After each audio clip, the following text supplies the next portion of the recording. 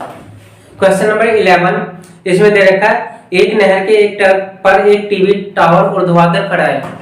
Means एक ये नहर है और नहर के इस तट पे एक टीवी टावर है ए बी, और इस नदी के जब आप दूसरे साइड में देखते हैं तो दूसरे साइड से नदी के दूसरे किनारे से इस पॉइंट से डी पॉइंट से अगर टावर के शेड्स को देखते हैं तो उन्नयन कोण 30 का बनता है। और इस तट से जब 20 मीटर दूर जाते हैं और दोबारा टावर को देखते हैं तो इसका उन्नयन कोण 60 का बनता है। तो हमें नदी की चौड़ाई बतानी है और साथ ही टावर की ऊंचाई बतानी है। तो ये टावर है,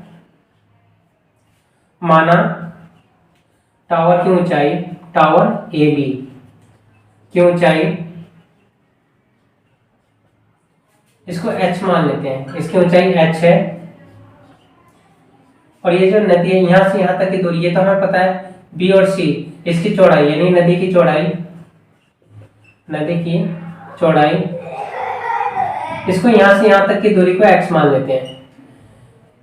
हाँ, BC ये x मीटर है, ये h मीटर हो गया और ये x मीटर हो गया। अब हमें करना क्या है, यहाँ पे दो ट्रायंगल दिखाई दे रहे हैं, एक ABC और दूसरा है ABD। पहले छोटे वाले को लेते हैं और इन दोनों में रिलेशन हम ज्ञात कर लेते हैं। त्रिभुज ABC में ये लंब है और ये आधार है। लंब और आधार में रिलेशन होता है tan थीटा का, और थीटा की जगह यहाँ पे 60 है। tan 60 इक्वल टू AB को हमने h मान रखा है और BC को x मान रखा है। tan 60 की वैल्यू होती है √3 h अपॉन x। तो x इक्वल टू क्या हो जाएगा, h√3। इसको इक्वेशन 1 मान लेते हैं। अब इस पूरे ट्रायंगल को लेंगे ए बी और D, triangle A B D में यहाँ पे ये लंब है और ये आधार है और एंगल यहाँ पे 30 का है। tan 30 equal to A B को यहाँ पे h मान रखा है और b और d दो पार्ट में है। यहाँ से BC तो x है और CD यहाँ पे 20 है, मीन्स x प्लस 20। tan 30 की वैल्यू होती है 1/√3 h upon x plus 20, cross multiply x plus 20 equal to हो जाएगा √3h।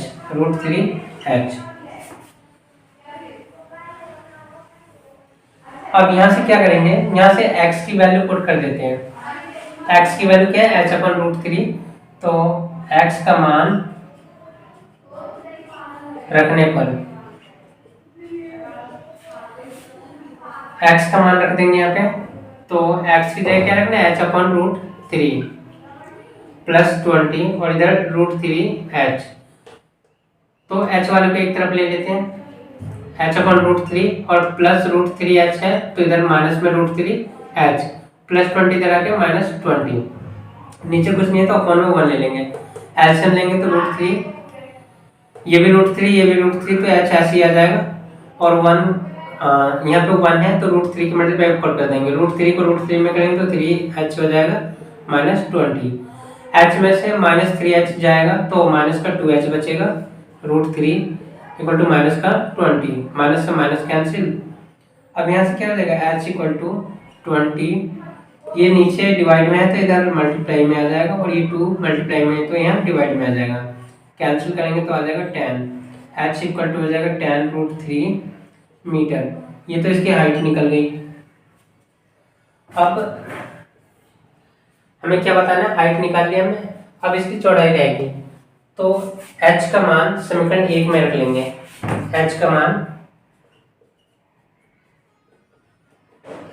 समीकरण 1 में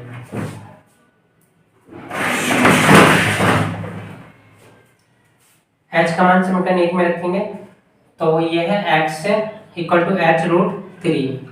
h की जगह क्या रखना है, tan√3, x equal to tan√3 और नीचे √3 पहले से ये √3 से √3 कैंसिल, x इक्वल टू है 10 मीटर। तो ये जो नदी की चौड़ाई है वो 10 आ गई, 10 मीटर, और हाइट उसकी tan√3 मीटर।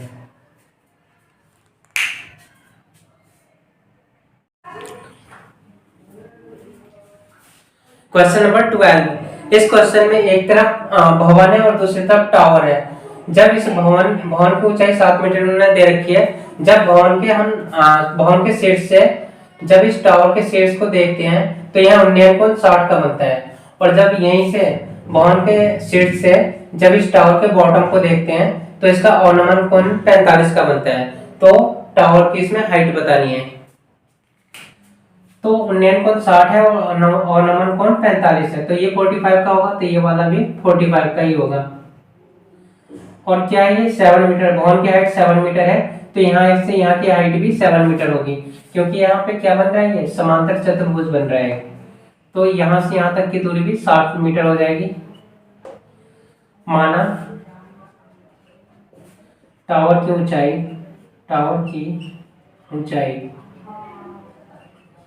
इस टोटल हाइट को h मान लेते हैं। तो टावर की ऊंचाई क्या होगी, AC ये h मीटर हो गई। टावर की ऊंचाई हमने h मीटर मान लिया। अब इस वाले ट्रायंगल में AB कितना हो जाएगा, AB equal to total h है और यहाँ से यहाँ तक 7 है, तो ये वाली जो ये हाइट होगी AB वो h माइनस 7 हो जाएगी। AB equal to h minus 7 metre. यहाँ से यहाँ तक की ऊंचाई h माइनस 7। अब एक बार इस वाले ट्रायंगल को ले लेंगे हम, क्योंकि हाइट हमें पता है, और बेस निकाल लेंगे। जितना DC होगा उतना ही BE हो जाएगा। पहले इस वाले ट्रायंगल को लेते हैं, त्रिभुज EDC में ये यहाँ पे ये लंब हो गया और यहाँ पे DC आधार हो गया। तो लंब और आधार में क्या होगा, tan थीटा, और यहाँ पे थीटा 45 है, tan 45 equal to ED upon DC। ED 7 है और CD को भी कुछ मान लेते हैं, इसको हम x मान लेते हैं, तो ये x होगा, तो ये भी x हो जाएगा, लिख भी लेते हैं। CD equal to EB equal to x metre. तो DC की जगह हम क्या मान लिया हमने, x। tan 45 की value 1, 7 upon x, cross multiply तो x इक्वल टू 7 मीटर। तो ये भी 7 मीटर हो जाएगा। अब इन दोनों में रिलेशन देख लेते हैं, ये यहाँ पे लंब है और ये आधार है, तो यहाँ भी त्रिभुज ABE में tan 60 degree equal to AB upon BE। AB वहाँ पे h माइनस 7 है और EB पहले हमने निकाल रखा है, x माना तो उसकी वैल्यू 7 आ गई है, 7। tan 60 की वैल्यू होती है √3 h minus 7 upon 7। Cross multiply कर देंगे यहाँ पे नीचे 1 लगा के, तो 7√3 equal to h minus 7। h को एक साइड में रखते हैं, बाकी दूसरी तरफ ले चलते हैं। 7√3 ये प्लस 7 इक्वल टू h, यहाँ से 7 कॉमन आ जाएगा, √3 प्लस 1 इक्वल टू h, यानी कि h इक्वल टू 7√3 प्लस 1। तो इस तरह जो हमने हाइट इसकी मानी थी h, ये टोटल कितनी आ गई, 7 इंटू में √3 प्लस 1 मीटर।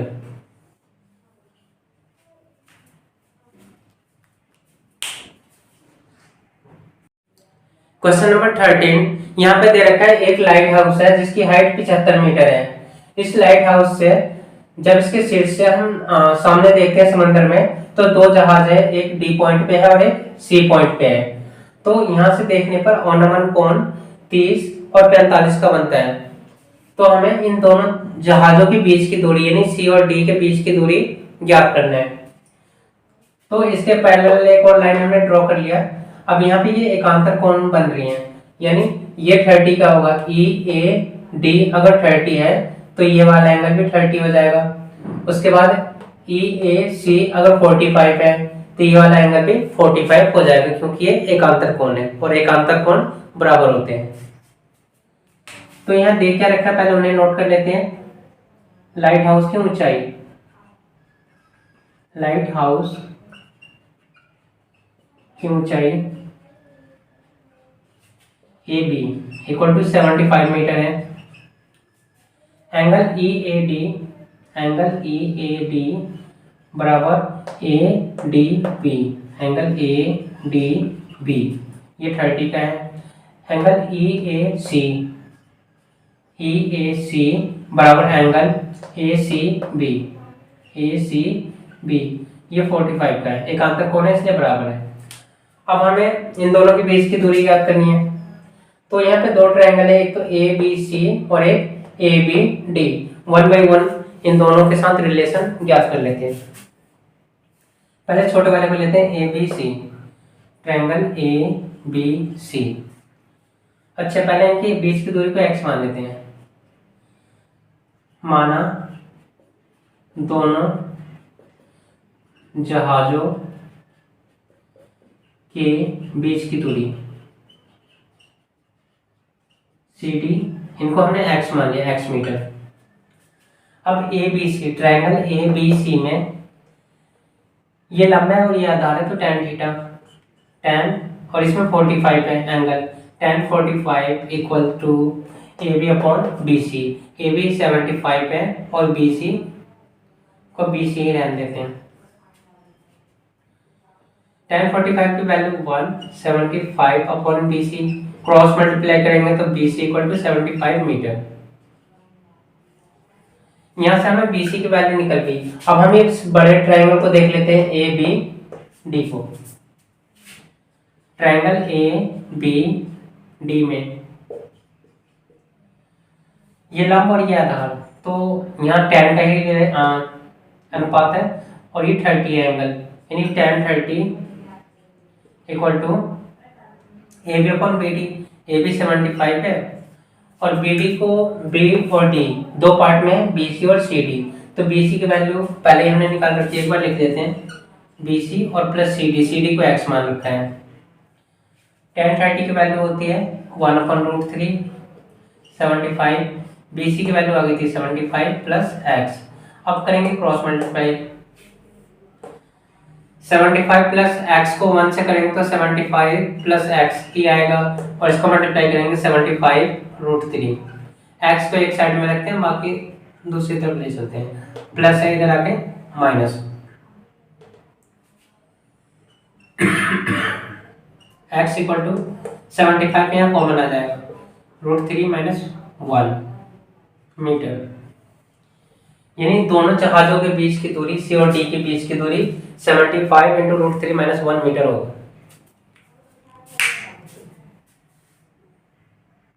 क्वेश्चन नंबर 14, इसमें दे रखा है एक लड़की जिसकी ऊंचाई 1.2 मीटर है, किसी समय वो किसी गुब्बारे को देखती है। जब उस गुब्बारे को देखती है तो उसका उन्नयन कोण यहाँ पे 60 का बनता है, और थोड़े समय बाद, कुछ देर बाद जब दोबारा वो गुब्बारे को देखती है तो उन्नयन कोण 30 का बनता है। तो इसमें ये ज्ञात करना है कि पहले गुब्बारा बी पॉइंट पे था, फिर कुछ समय बाद वो ई पॉइंट पे चला गया, तो गुब्बारे ने कितनी दूरी तय करी, ये ज्ञात करना है। तो लड़की की ऊंचाई मैंने दे रखी है, लड़की की ऊंचाई 1.2 मीटर है और लड़की को छोड़कर जमीन से गुब्बारे की जो ऊंचाई है वो 88.2 मीटर दे रखा है। गुब्बारे की ऊंचाई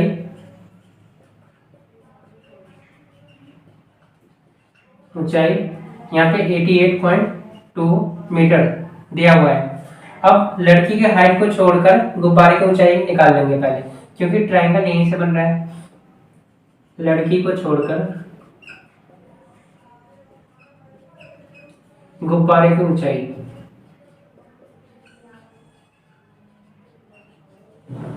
DE 88.2, इसमें लड़की की हाइट को माइनस कर लेंगे 1.2, तो ये हो जाएगा 87 metre.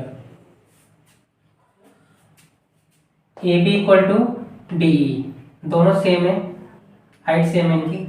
AB equal to DE equal to 87 metre. अब यहाँ पे दो ट्रायंगल है, इनको 1 बाई 1 सॉल्व कर लेंगे, और यहाँ पे जो गुब्बारे ने जो दूरी तय की है उसको x मान लेते हैं। x बी से ई की दूरी x मीटर। अब छोटे ट्रायंगल को लेते हैं, triangle A B C.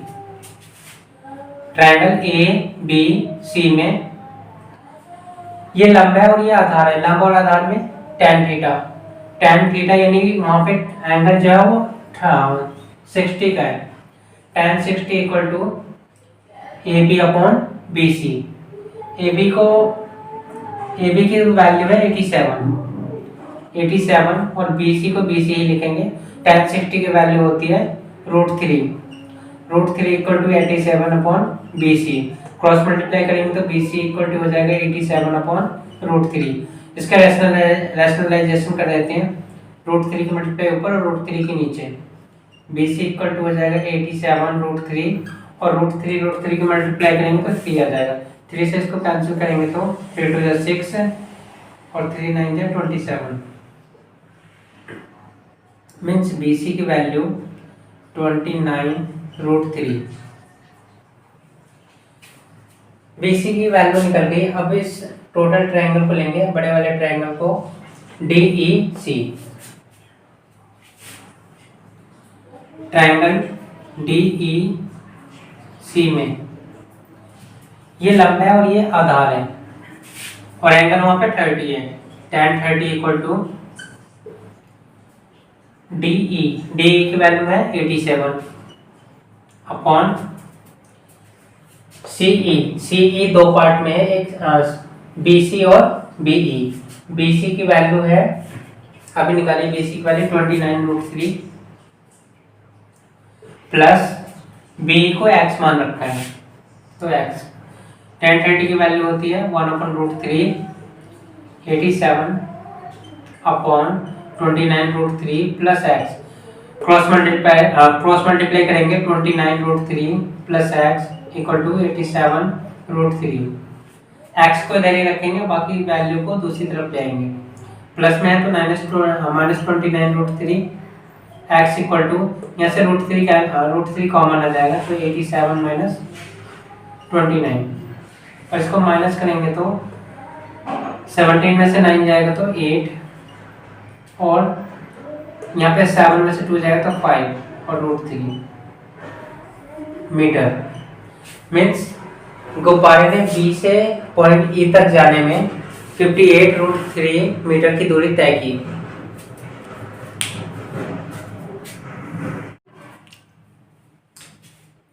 Question number 15, इसमें दे रखा है एक मीनार ए बी है और यहाँ से एक सड़क जा रही है। मीनार के शीर्ष से कोई इंसान एक कार को देखता है जो कि पॉइंट डी पे है, तो उस समय जिस समय वो कार को देखता है उसका अनुमान 30 का बन रहा होता है। 6 सेकंड बाद दूसरी कार को दोबारा देखता है वो, तो अनुमान उसका 60 का हो जाता है। तो इसके बाद कार को सी से बी तक पहुंचने में कितना टाइम लगेगा वो ज्ञात करना है। तो मान लेंगे x सेकंड का समय लगेगा कार को सी से बी तक पहुंचने में लगा समय बराबर x। मानिए x सेकंड का समय लगेगा। अब यहाँ पे दो ट्रायंगल दिखाई दे रहे हैं, ये 30 का एंगल है तो ये भी 30 का हो जाएगा क्योंकि ये एकांतर कोण बन रहा है और यहाँ पे 60 है तो ये भी 60 का हो जाएगा। एक बार तो लिख लेते हैं EAD, एंगल EAD बराबर एंगल ABD इक्वल टू 30 और angle EAC equal to angle ACB equal to 60। अब देखते हैं पहले त्रिभुज ABC में ये लंब है और ये आधार है तो tan थीटा की जगह इसमें 60 है तो tan 60 इक्वल टू AB। इसमें मीनार की हाइट को h मान लेते हैं तो AB हमने h मान लिया और BC को x मान रखा है। tan 60 की वैल्यू होती है √3h/x। तो क्रॉस मल्टीप्लाई करेंगे तो h इक्वल टू क्या आ जाएगा √3h। इसको इक्वेशन 1 मान लेते हैं अब इस बड़े ट्रायंगल को देखते हैं A B D. Triangle A B D में tan 30 equal to A B को हमने h मान रखा है, और बी डी को दो पार्ट्स में बी सी और सी डी। तो बी सी यहाँ पे x है और सी डी यहाँ पे 6 है, x प्लस 6। tan 30 की वैल्यू होती है 1/√3 h upon x plus 6। Cross multiply करते हैं, x plus 6 equal to √3h। अब यहाँ समीकरण 1 से h का मान रख लेते हैं। समीकरण 1 से h का मान रखने पर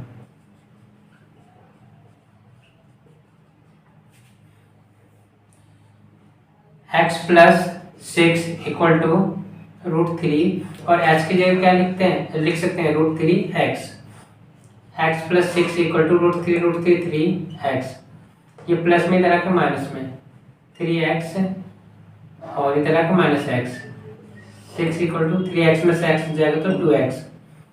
ये मल्टीप्लाई में इधर आके डिवाइड में इक्वल टू x, यानी x equal to 3 second. Means car को पॉइंट सी से बी तक पहुंचने में 3 सेकंड का समय लगेगा। क्वेश्चन नंबर 16, इसमें दे रखा है एक मीनार से 4 मीटर की दूरी पर एंगल बन रहा है। इसका नियम को हमने थीटा मान लिया है। यहाँ पे दो एंगल बन रहे हैं, एक 4 मीटर की दूरी पर और एक 9 मीटर की दूरी पर, और दोनों ही एंगल आपस में मिलाकर पूरक है। पूरक यानी कि दोनों को मिलाकर 90 का होना चाहिए। तो पहला जो एंगल है पॉइंट सी पे उसको थीटा मान लिया, और दूसरा एंगल 90 माइनस थीटा हो जाएगा। इसमें हमें सिद्ध करना है मीनार की ऊंचाई 6 मीटर होगी। तो मान लेते हैं मीनार की ऊंचाई इक्वल टू h मीटर। अब पहले छोटे ट्रायंगल को लेते हैं ABC।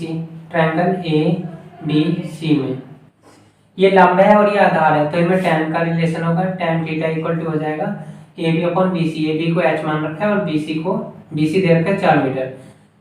इसको इक्वेशन 1 मान लेते हैं। अब त्रिभुज बड़े ट्रायंगल को लेंगे ABD। त्रिभुज ABD में ये लंब और ये आधार, यानी tan 90 माइनस थीटा। यहाँ पे जो कोण है वो tan 90 माइनस थीटा है, तो tan 90 माइनस थीटा हो जाएगा आधार बटे लंब बटे आधार। तो लंब को हमने h मान रखा है, और आधार यहाँ से यहाँ तक BC प्लस CD।